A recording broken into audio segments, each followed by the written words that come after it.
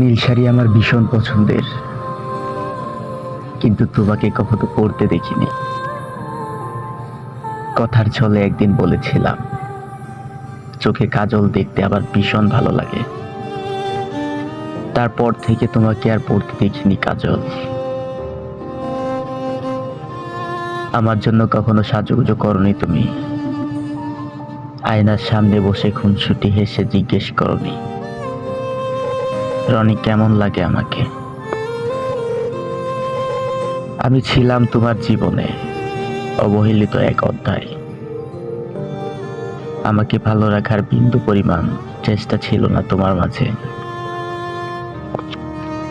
অবহেলার চাদরে মুড়ি মুড়িয়ে রনি নামের ছেলেটিকে মেরে ফেলেছো তুমি। শত অবহেলা, লাঞ্ছনা, কষ্ট বুকে চেপে রেখে মুখে হাসি নিয়ে বলছি, অনেক অনেক ভালো থেকো তুমি।